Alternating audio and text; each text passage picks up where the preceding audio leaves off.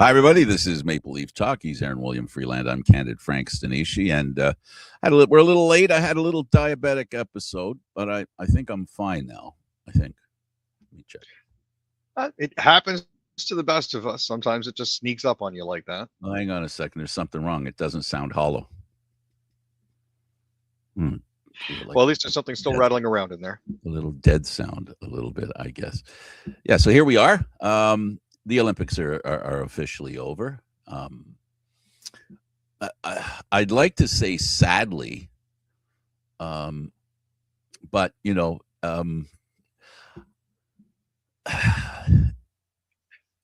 I'm disappointed about what happened with the two Canadian hockey teams. Now it's become a regular Olympic thing. Disappointed with the curling. Just a quick.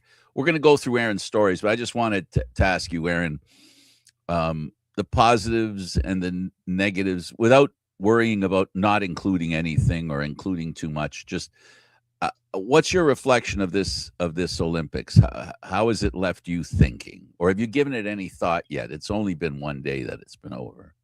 Well, I mean, there's of course the usual foofara being made out of anything to do with alleged cheating, and again, it's a rules infraction, kind of like a tripping penalty or a foot fault when serving in tennis or an offside in soccer or football. It's not that big of a deal, but everybody seems to think it is. Team Italy got called for the same thing. Team Sweden got called for the same thing. An infraction didn't actually occur during the penalty period, which was 3 ends under intense observation by scrutineers at the rink. So deportment sometimes leaves something to be desired. I understand being heated in the moment, but language like that, especially with cameras around, are not necessarily the wisest thing to do. As for hockey, you can't win them all. As much as it would be awesome to consistently bring home gold every single time, I think Canada is now sitting at 5 gold medals in hockey and 4 silver or something like that. They've won far more than they've lost at this point. Is basically the point that I'm trying to get to. And every once in a while, you need that step back to remind you of what your priorities are. And as much fun as it is to trot out the superstars of the National Hockey League, every once in a while you do kind of have to consider younger blood, because Sid's not going to be around forever, and Nathan McKinnon is getting up there, and everybody else on the team is progressing. In another 4 years, I don't think Sid's going to be able to make the team. No. He's 38 now. He'll be 42 at the next Olympics. No, he won't be able to make it. I'll start jumping in there. Sid's going to be on the management team, just like Gretzky was a couple of years after he retired, right? He was the general manager of Team Canada at one of our Olympic versions, right? I think that's what Sid's going to be.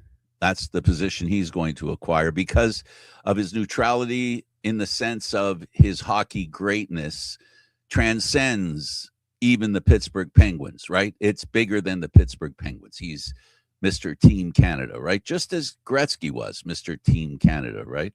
So I don't think he'll play in the next Olympics. It's impossible to consider that, simply because of the challenge it would be for a player of his age against, 20 other players that could take his position, right? In all of hockey, all of the Canadians. Unless he learns to play goal, he'll have a better shot if he... Never mind. Anyway, I digress. So as far as the curling's concerned and the rules are the thing that the Olympics that I'm disappointed in. It used to be, and they've cleaned it up pretty good, or maybe they're just not checking as much as they used to. We didn't hear much about doping in this Olympics as maybe we have in the past, right?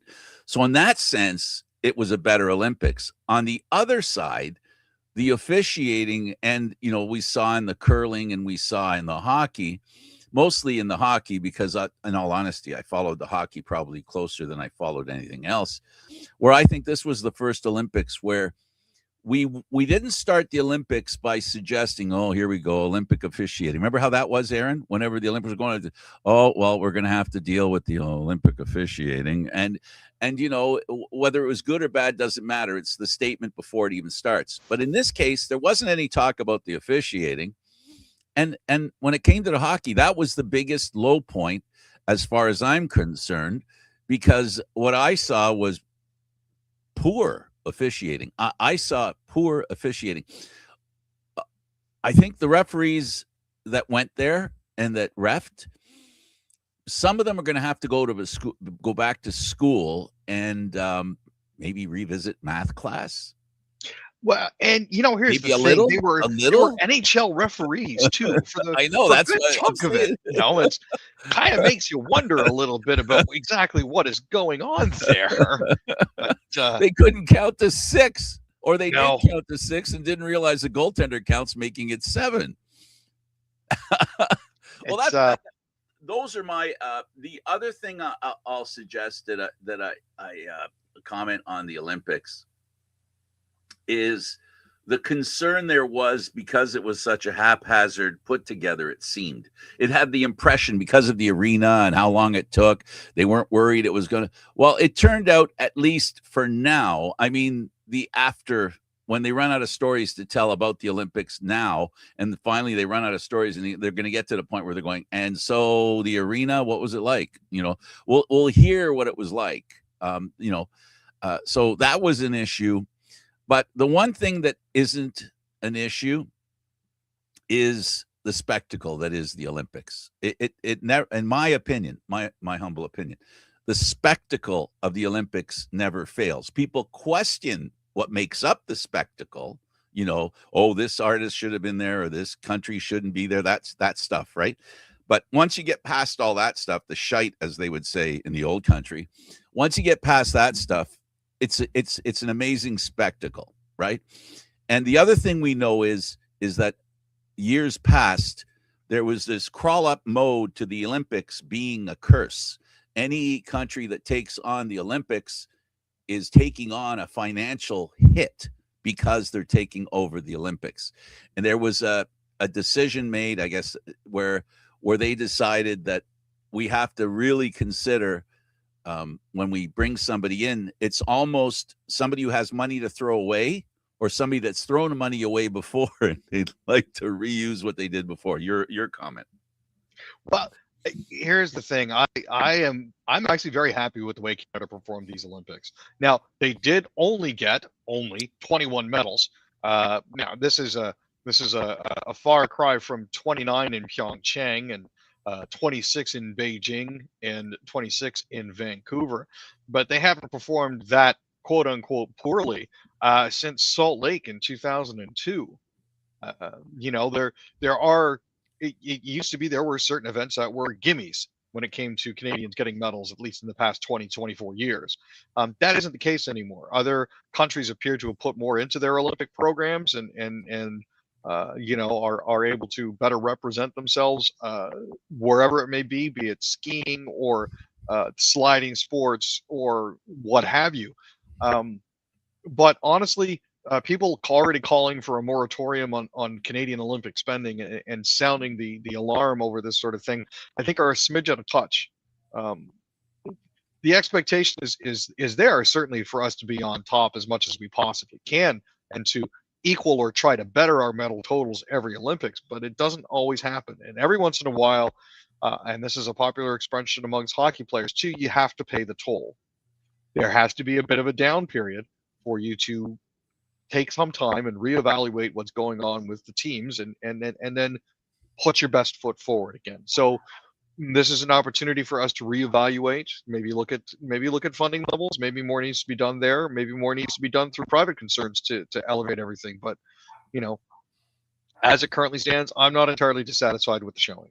So for me, I do recognize and know when the Olympics went to Vancouver, there was a concerted effort to have a real good showing, simply because it was at home, and it was not. I'm not going to say it was an easy sell. Remember, by the podium. Remember that they were on doing the podium, yeah. On the podium, yeah. The same thing. By the podium, on the podium. when they did that thing, it was about spending money, and a lot of the private sector donated or gave or sponsored athletes, the Olympics period, Vancouver, whatever.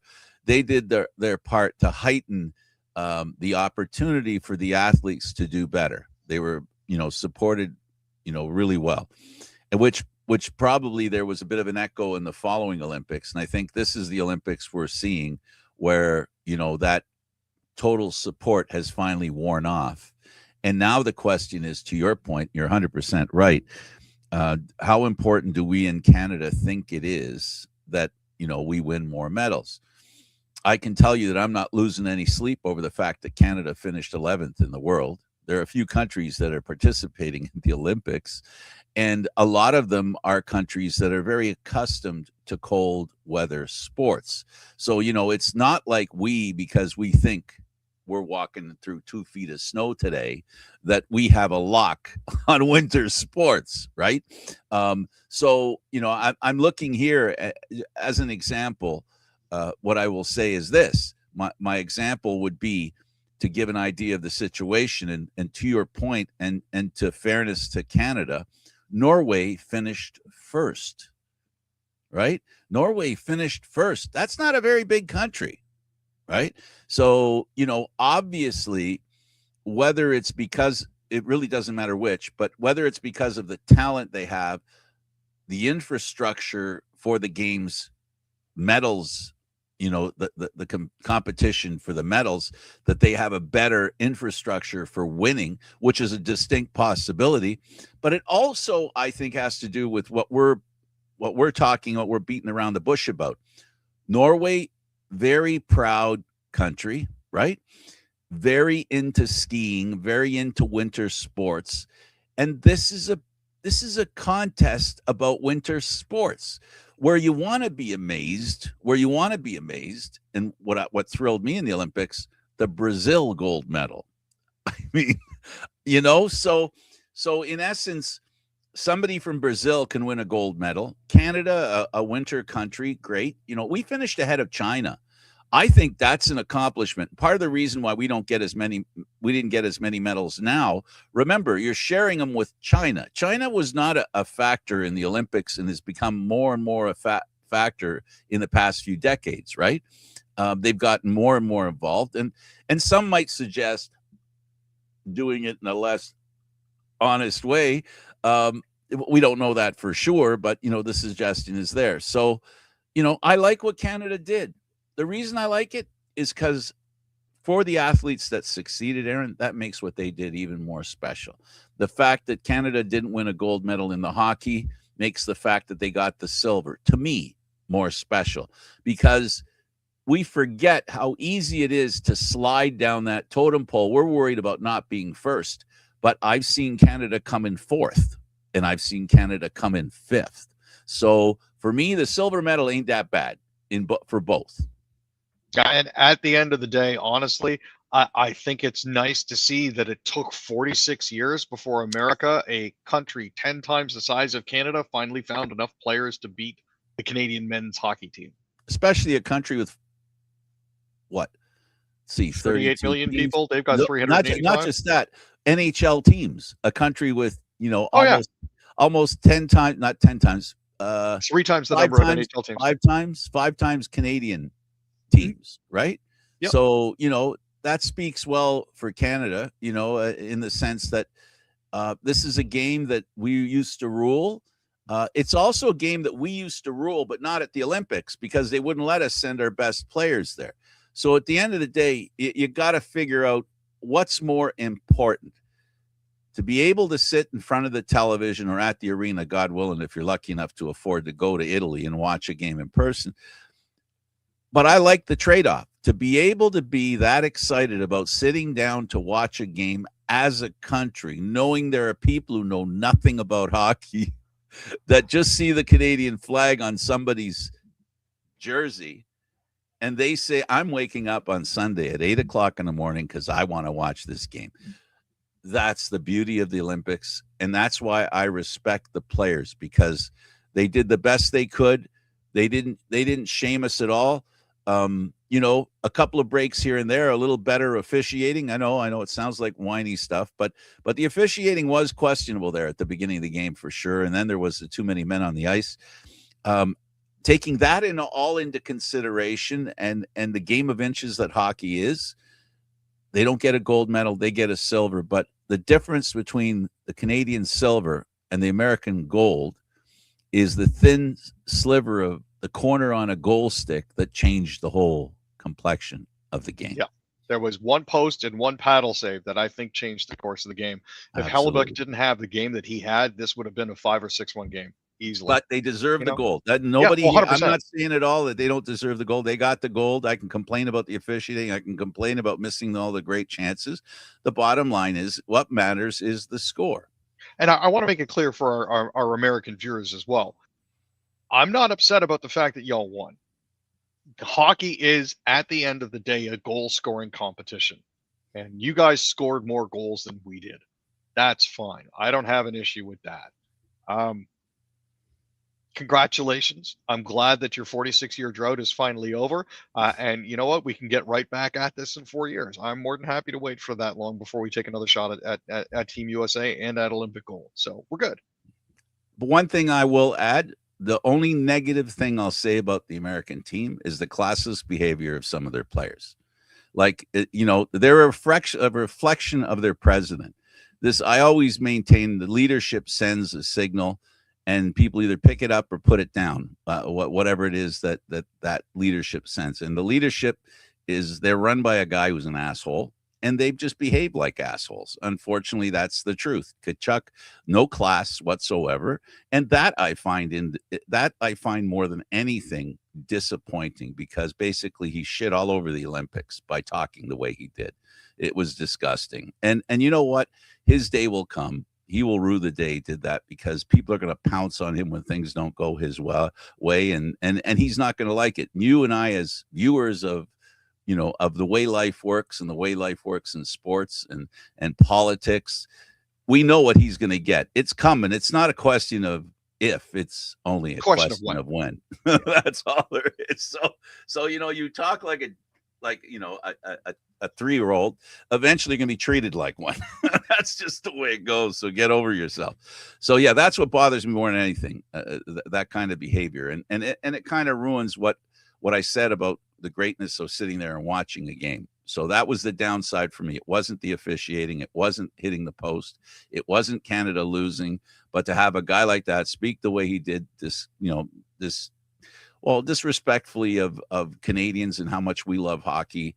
But that's something that in the United States is passed as regular, ordinary behavior.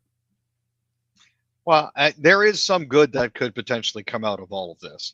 And that is Auston Matthews finally got a taste of actual success and winning. Winning is kind of addictive. You win a gold medal, you think to yourself, hey, what if we could win more? And at this point here, if he brings that mindset back, because he now knows what it takes to win. I mean, other than having 23 of the other best players in the world playing for your team behind you, there is now this opportunity to try to foster that sort of idea and that sort of work ethic, if he can lead by example, with the Toronto Maple Leafs. So that's definitely something to look forward to. Yeah, and the most amazing thing there in that regard is Hellebuyck, who really has had a checkered appreciation by the experts who talk about goaltending and seem to think they have all the answers. He had a good game. Binnington. To be fair, the same thing happened to Binnington in the Four Nations, right? When before he started that event, people were saying, well, why is Binnington there? Okay, he was good before, but I don't think he's that same guy anymore. What's he doing in goal? Well, he got a chance to do the exact same thing that Hellebuyck did before Hellebuyck. And that's, Aaron, we talk about sports all the time. We talk about goaltending, you as having some experience making your attempt to be a goaltender, more than anybody, you probably know more than me that, a half inch here, an inch there, and your goaltending can look a lot different. 100%. It is really a game of inches when it comes down to it. and that's, I think, a good thing for Hellebuck in that he managed to shake that particular monkey on his back with regards to the reputation of not being able to win the big one. I'm hoping for Winnipeg's sake that this continues into the rest of the season. But we'll have to see how they come out of the gate tomorrow, Wednesday, Thursday, as all of these NHL players get back to their teams and start practicing with their teams to start the Henry. grind And of the they come NHL back. season again. They come back to reality. Yeah. Hey. Because you're not going on a line with, they're all going to have the burden, like at Matthews, to have a guy on their line that isn't exactly Olympic quality. Although a lot of people thought Nye should have made the American team, but he didn't. So good for Auston Matthews for winning, a gold medal. Did he do something to win the gold medal? He got an assist in that game, but so did Hellebuck. Let's not forget that he got an assist on the winning goal. Yeah, and it's all these little base level contributions. He did have a very good season, very good Olympic session before that as well. So all of that good play leads up to his play in the final game. I'm sure had it been a little more high scoring, he probably would have factored into more opportunities. But as it stands, he did get an assist. Hellebuck got an assist. At the end of the day, it's a good thing for all concerned. Yeah, and what he did well, which is his saving grace, what he did well is the thankless part of the job. At least the thankless one that fans may miss, right? Because fans love goals, fans love great offensive plays. They don't concentrate as hard on defensive plays, and many are saying that he did a great defensive job there in the Olympics. That's something I felt he needed to improve on, and he did. But still, I guess he's going to have to come back where he might have a little more room to work and maybe get some more points, some more cookies, some more apples, all that wonderful stuff, and see how he does. So are we going to celebrate? Is that what's going to happen? Well, I'm sure his teammates will celebrate along with him, and his American teammates will celebrate a little more heartily than the Canadian teammates will. But I really don't see how it's that much of a concern or how people can be upset by this, because there were no Canadian Olympians on the Toronto Maple Leafs, so there's no potential for bad blood there. It's Auston and Nylander and OEL who played for Team Sweden, so you don't really have to worry about that part of it. Yeah, I think they'd want to have a little bit of fun and celebrate with them, because it's an important moment for any hockey player. Moving on to the Leafs in particular, during this little hiatus, they had a bit of a camp. What's up with Nyes? And he had a scare? What? So he's been rehabbing a mystery lower body injury for a while now. He did, unfortunately, during one of their bag skates and Battle Dome drills, Nyes actually had a bit of a spill into the boards that brought trainers out just to see if he was okay. At the end of the day, though, he was ruled still eligible to continue practice, so it didn't appear to be a big of an issue, and it doesn't look like he's had a setback. So that's some positive news coming out of this as well. Let's go to what we call the second period, and let's start with the Raptors. All right. So there is some interesting news floating around out there based on previous experience, and some of the comments that Kawhi's been making lately with regards to how he feels about his current team. There is the very real possibility that he could be leaving the Clippers this upcoming offseason and joining the Raptors again. They are, apparently they're rumored to be in the hunt. And one of the places that he could potentially be considering based on their position in the standings right now. So that could be interesting. I have one name for you. Kawhi. Kawhi don't know. Emphasize the second syllable. Why Kawhi? Well, all right. Maybe they're hoping to recapture some of the same magic from the 2018-19 season. Contract-wise, I don't think there's going to be that kind of money. I don't know if they could afford to pay him. It'll be interesting. The Raptors played the Bucks, who were without Katombo, and they had a good game, right? They did, actually. They beat them 122-94 on Sunday. Brandon Ingram dropped 22 points. Sandro Mamukelashvili added 19. Quickly was 5 of 11 on 3-point attempts and had 9 assists and 3 rebounds. Ryan Rollins and Kevin Porter Jr. actually led the Bucks with 21 points each, and Cam Thomas scored 15 off the bench. This was actually Antetokounmpo's 11th straight game that he missed since straining his right calf on January 23rd. The Bucks were 15-15 with Antetokounmpo, but 9-16 without him. So the big man missing is definitely an issue for them. They're going to have a chance to test themselves on Tuesday when they play the Heat, and the Raptors are going to be hosting the Oklahoma City Thunder tomorrow night. That'll be fun. Yeah. The Boston Red Sox beat the Jays 11-10. I watched this game, and all I can say is walking in a run is never good. No, it certainly points to some struggles in the Grapefruit League. The Bull Sox are now 2-0 in Grapefruit League play. Now, the box score is going to tell you Boston jumped out with a 4-1 first, then later exploded for 6 runs in the sixth. But, the lineup kept answering every punch that Toronto managed to throw their way. Toronto pushed across 3 runs in the ninth to make things uncomfortable before Boston finally slammed the door. If the first couple of days of camp are any indication, that Toronto Blue Jays lineup looks ready to make noise early. Even if the calendar only still says February, odds are they're going to be hot out of the gate. So that'll be interesting to watch. That 11-10 game did not have any of the regulars in it. It was a spring training team. Yeah. So that's a lot less of a concern. They had a couple of players there they brought in that are candidates to be the kind of players you and I have talked about that'll play at a level unexpected. And they've got a couple of candidates for that. And hopefully that's the case. A guy that we had last year with the Blue Jays that we witnessed, Mad Max, talk about him making it back, Aaron.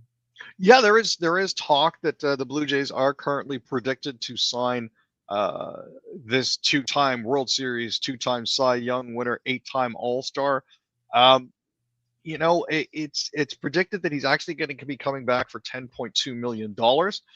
This comes from reasonable sources within the Blue Jays organization and with ESPN, in particular, Alden Gonzalez, who's usually pretty good about these sorts of things. So now the Blue Jays are definitely not going to have the same lineup that they did in 2025. But the front end of their rotation remains strong. Adding Scherzer on the back end for relief would also provide stability to the back end of the rotation. So I think that's what they're really hoping for at this point, if they do succeed in bringing him back. Jays had a chance to play Bobo, but Bobo's not in the lineup for the Mets. No, they were hoping to see him, but he wasn't penciled into the lineup. Bichette isn't playing today, mainly because the game is on the road in Dunedin, as opposed to being played at the home facility for the New York Mets at the training facility down there. There's also no Juan Soto, Marcus Semien, Jorge Polanco, or Luis Robert Jr. or Francisco Alvarez in there either. And again, this seems to be one of those situations where the younger players are going to be given a chance to shine first, and they'll bring in the veterans once Grapefruit League play gets closer to the back end. Let's go to the CFL and the Winnipeg Blue Bombers. So the Blue Bombers have signed DeAndre Lamont. Lamont signed with the Bombers after 3 seasons in the CFL between 2023 and 25, and a 5-year collegiate career with Illinois State and Central Arkansas. He actually made 39 career CFL starts over 3 seasons with the Red Blacks, where he recorded 151 defensive tackles. Before the CFL, again, like I mentioned, he was with Illinois State. He appeared in 11 games and totaled 68 tackles with them. It'll be interesting to see how he affects their defensive lineup. Certainly, they're looking to retool and get a little better in that regard, just to make sure that they can get back into the playoffs this year. Talk to me about the Lions. So the Lions have signed American linebacker Marvin Grant. He was actually at the rookie minicamp with the Kansas City Chiefs last season. He previously suited up with the Purdue Boilermakers from 2019 to 2021, had 92 tackles in 20 games with them. And then for his final 3 years of NCAA eligibility, played with Kansas and had 163 tackles. So Interesting to see how he fits in. So Rhymes retires. Yeah, you know what? He's nearly a decade in the NFL. In the CFL. Had 372 receptions for 5,822 yards and 32 touchdowns. Played for the Red Blacks between 2017 and 19, and in 2024. Played with the BC Lions in 2021 through 2023, and then with the Stampeders last year. he was known for his size. He was known for his catch radius and his physicality at the point of attack. He's a 6'4" receiver, so it's one of the bigger guys to play out there. But he's had a really good career, and I wish him all the best wherever he ends up. I'm anticipating he'll be on a coaching staff somewhere. Argos, they signed 3. They signed national defensive lineman Paris Shand. They've also signed American defensive back Achille Arnold and American running back Elijah Young. Shand was selected by the Argos with the 19th overall selection, in last year's draft, but most recently he spent time with the Buffalo Bills. He's originally from Toronto, played 2 seasons at Louisiana State. Arnold played 12 games at the University of South California in 2024. We had 60 tackles. And Young most recently spent time in the NFL with the Kansas City Chiefs and Buffalo Bills in 2025. Let's do hockey now, Canadian teams. Let's see how quickly we can go through these, get them all in if we can. Philip Deneau, Montreal. Yeah, you know what? He's actually had a really good career turnaround at this point. Deneau definitely needed a change of scenery with the Kings before he was traded. In 30 games with the Kings, he had no goals and 5 assists. That was after he had 8 goals and 43 points in 80 games that past season with Los Angeles. They got him to Montreal, where he's recorded 3 goals and 6 assists in 21 games. So definitely an uptick. He's a good defensive player. He's a great checker, great player. Team USA, Brady Tkachuk and Jake Anderson. Yep, Tkachuk and Sanderson are both bringing gold back to Canada after winning it with Team USA. We'll see how everybody receives him. I certainly know that Stützle is going to be interested to speak with him probably after the games that they had, USA Germany. But congratulations again to Team USA on winning gold, and let's see if the Senators can keep progressing. In a competition, a skills competition, charge player played with the Sens, and she won. Yeah. So Rebecca Leslie, won the shooting accuracy event at the Ottawa Senators skills competition. The teams were broken up into 2 groups. One was Thomas Chabot, and the other was Drake Batherson. They ended up competing in a whole bunch of it was a puck control relay, hardest shot, fastest skater, shooting accuracy, obstacle course shootout, and a 3-on-3 game. But yeah, Rebecca Leslie won the shootout accuracy contest, so that's pretty awesome. We talked about Hellebuck. We'll move on to the Flames. Yep. 2 potential trade targets for the Flames. Nazem Kadri is one of them, and Blake Coleman is another. They've been linked to the Montreal Canadiens in both respects. That would certainly make Montreal a lot scarier if they were to acquire those 2. It's just a question of whether or not they'll be able to actually shift them and what the return would be. McDavid. We just talked about Matthews and the advantage of winning a gold medal and feeling good at winning something. Here's a guy, the best hockey player in the world, comes up dry at the Olympics. Now, remember, they won the 4 Nations with him, so it's not like he can't win. But he would have loved this Olympics, but he played his heart out and was the best player at the Olympics. Yeah, he definitely was. He had 13 points, which was just 6 points fewer than Quinn and Jack Hughes combined. For Team USA, just to look at it that way. Crosby said he did everything humanly possible to lead Team Canada to come into a tournament like this, the best players in the world, and be able to elevate to the level that he did. I think he had 5 multi-point games during the Olympics, which is absolutely unheard of. So of course he got the Olympic tournament MVP, which is as it should be. Canucks had a bronze medal come back to their locker room. Yeah, the 7 players that they sent, I'm glad to see that at least one of them got something. Finland won 6-1 against Slovakia. Now, this was after Finland lost 4-1 to Slovakia at the beginning of the prelims. But Sebastian Aho opened the scoring, and Kevin Lankinen, as a beneficiary of all of this, won his first Olympic medal. So congratulations to him. It's a lone bright spot for Vancouver, I think, so far this season, which has been pretty dismal for them. Thanks for doing this, Aaron. I really appreciate it, and I apologize for the delay. Not a problem at all, Frank. We'll see you Wednesday. All right, we'll see you Wednesday. Aaron William Freeland, Candid Frank Stanishi, signing off for another Monday. We'll see you again Wednesday and Friday. Thanks for watching, everyone. Really appreciate your attention.